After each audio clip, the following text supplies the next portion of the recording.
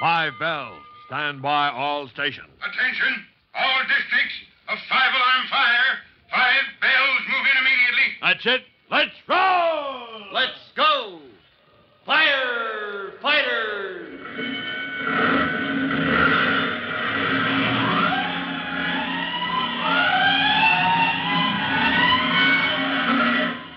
Presenting Firefighters, the true-to-life story of our unsung heroes who stand ready to ride by day or night against our most murderous enemy, the demon of fire.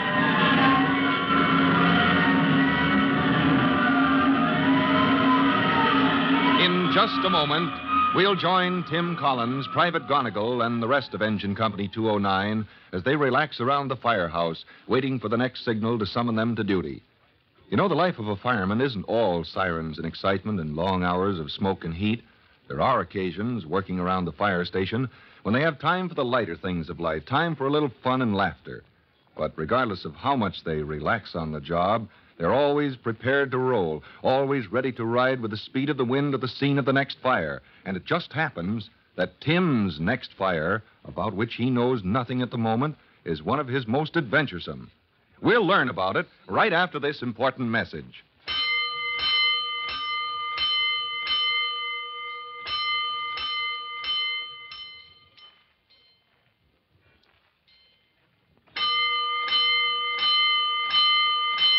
Let's go, firefighters.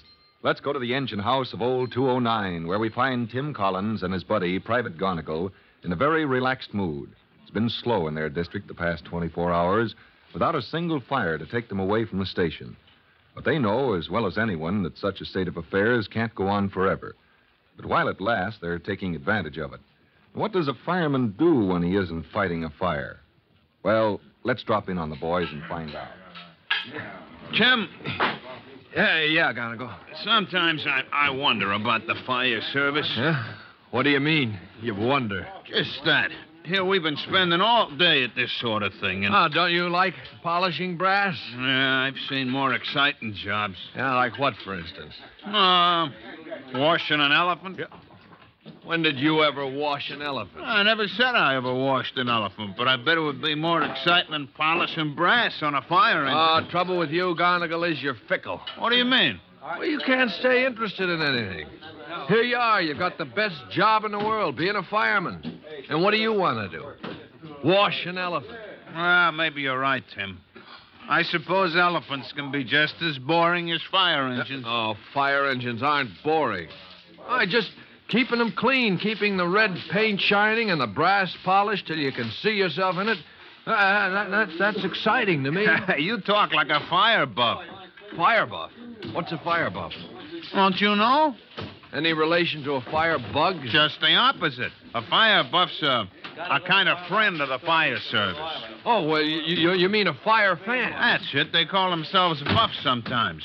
You got an organization of them in town, as a matter of fact. Oh, yeah, that's right. I remember. They're the guys you see at fires helping out. That's right. Just plain citizens who get excited about fires and firefighting.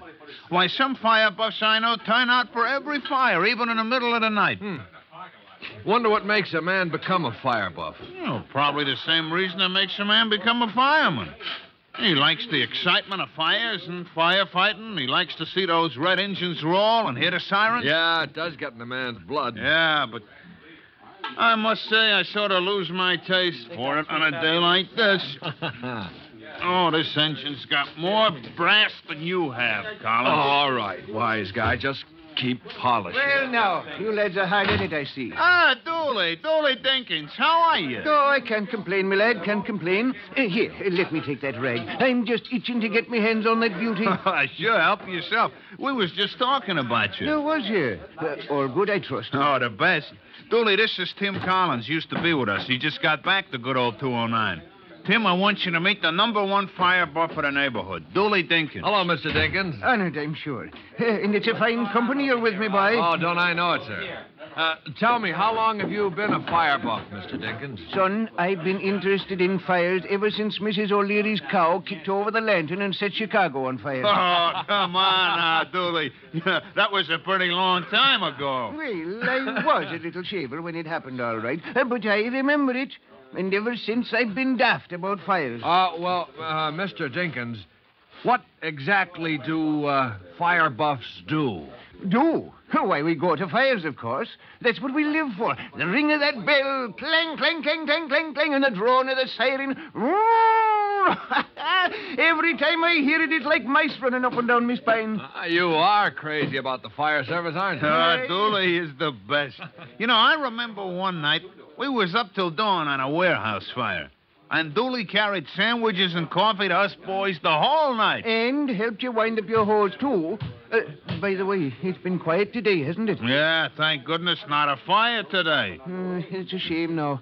And me feeling just like a fast burner. Dooley, for shame. Oh, I know. I don't want to wish nobody bad luck. But wouldn't it be nice if there was a... Dooley, you hear that? Yeah. It's our call, isn't it? Isn't it wonderful? Oh, dear. Some poor soul's house is on fire. Dooley, if I didn't know you so well, I'd swear you arranged it. Oh, let's see now. That's in the Sweetwood district. Get going, boys. I'll meet you out there. Where's he going? Oh, Dooley must be 80 years old, but he's the Barney Oldfield of the neighborhood. Yeah? He's got a 1929 Roadster. He can get to a fire quicker than we can sometimes. Oh, what a character. Well, come on, let's roll.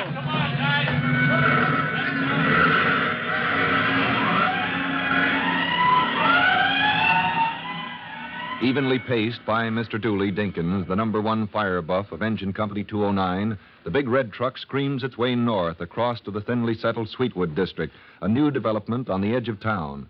By the time they pull up to the scene of the fire, Mr. Dinkins is already out of his 1921 Roadster, eager and ready to give what assistance he can. Hey, looks like a big store or something. Yeah, big retail furniture store. She's got it bad. Looks like a bad one, eh, Gunnigal? Yeah, got quite a start.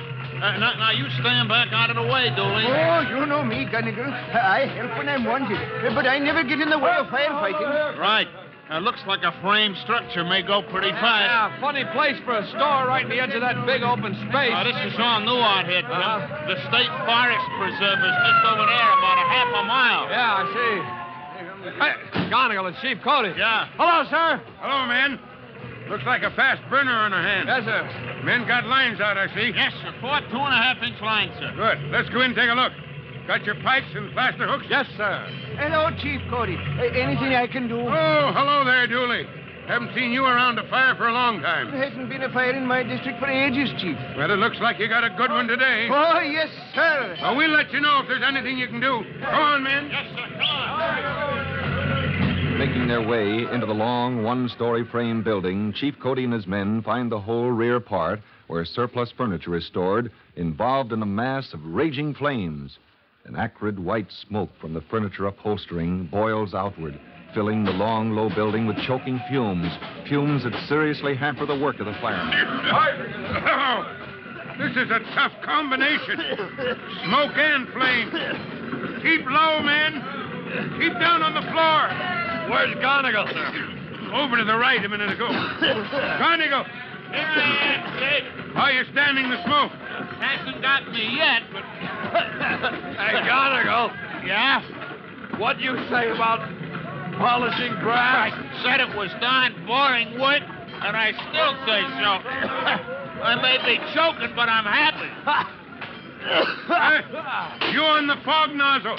Hit the ceiling. Blanket it. Oh, Chief! Chief Cody! Who's calling me? Hey, it's Dooley, sir. Dooley Dinkins, right behind you. Dooley. What's he doing in here? Chief, I got something to tell you. You shouldn't be in here, man. It's breaking regulations. I know that, sir. But there's something outside. I'm sure you ought to know, sir. The fire. Come, I'll show you. What is it, man? It's... I seem to breathe in the smoke. Get him out, Tim. Get him out into the air. And I'd better take a look. Old Dooley doesn't fool about fire. Maybe there is something I ought to know about. Well, what can it be that has sent Dooley, the fire buff, into the smoke-filled building to get the chief? Being an old friend of the fire services, he knows that crossing a fire line, going into a burning building when the firemen are fighting a fire, is against the law.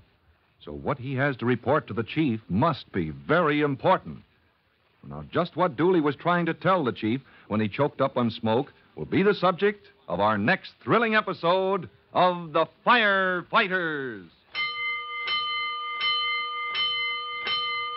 In just a moment, Chief Bob Cody will be back to tell all of you boys and girls how you can actually help the firefighters right in your own hometown. But first, here's a message you ought to hear. And now here's Chief Bob Cody with a special notice for all firefighters. Chief Cody. Hello, boys and girls. I have a sober little fact I want to remind you folks about today. The National Board of Fire Underwriters tells me that sometime during this year, fire will enter 1 out of every 100 homes. 1 home out of every 100 will feel the scourge fire. Now, if you happen to be one of the lucky ones whose home escapes fire, you may say, well, it's no problem of mine. But you'll be dead wrong if you do. The burden of paying for fire falls on every one of us. A fire which destroys a great forest or a factory makes every one of us poor. It destroys property, takes away jobs, and the high standard of living we enjoy. So just remember that even though your home is spared from fire, you are paying just the same for the fires that other families have. To keep those fires to a minimum, help spread the word about fire prevention in your neighborhood. Because saving your neighbor's home saves for everybody. Well, that's all for now. Till I drop in next time. So long. Fire Chief Cody and the young rookie fireman Tim Collins will be back on the same station the next time you hear... That's it. Let's roll!